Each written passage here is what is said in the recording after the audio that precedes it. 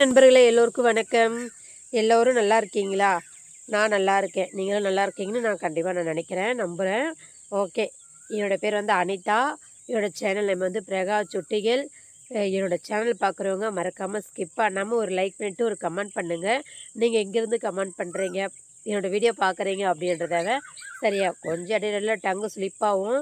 அதெல்லாம் பெருசுப்படுத்தக்கூடாது, ஓகேவா? நான் மேட்ருக்கு வந்துடுறேன்.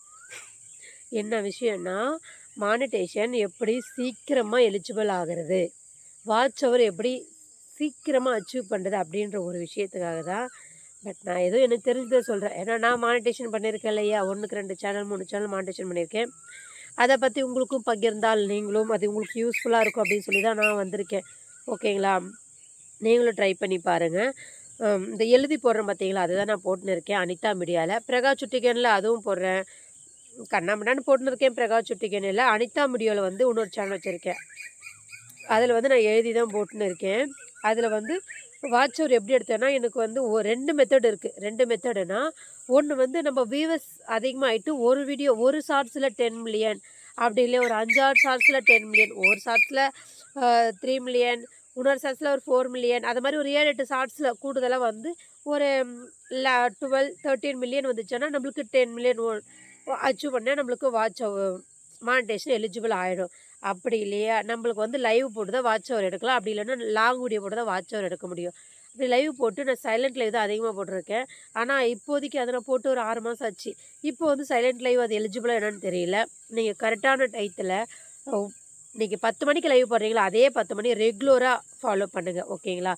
நீங்கள் ரெகுலராக ஃபாலோ பண்ணால் மட்டுமே தான், நீங்கள் ரெகுலராக லைவை ஃபாலோ பண்ணிங்களன்னா 5 நாளைக்கு வந்து வியூவர்ஸ் வராது.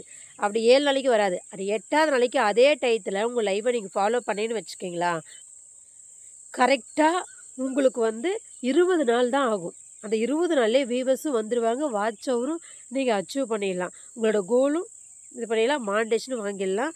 நல்லா கரெக்டான முறையில் ப்ராசஸ் பண்ணி போடுங்க. அதுவும் இல்லாமல் போட்ட வீடியோவை திரும்ப திரும்பி போட்டால் நம்மளுக்கு ரியூஸ்ட் கண்டென்ட் கொடுத்துருவானுங்க. கொடுத்துருவாங்க நம்ம யூடியூப் சேனல்லேருந்து. அதனால் போட்ட வீடியோவை திரும்ப திரும்பி போட்டுறாதீங்க.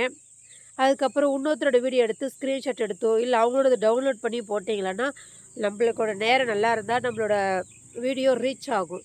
அப்படி இல்லையா, நம்மளுக்கு நேரம் சரியாக இல்லைன்னு வச்சுக்கோங்களேன், நம்ம எடுத்துக்கிறக்கு அடி எல்லாமே கீழே விழுகுற மாதிரி தான் இருக்கும்.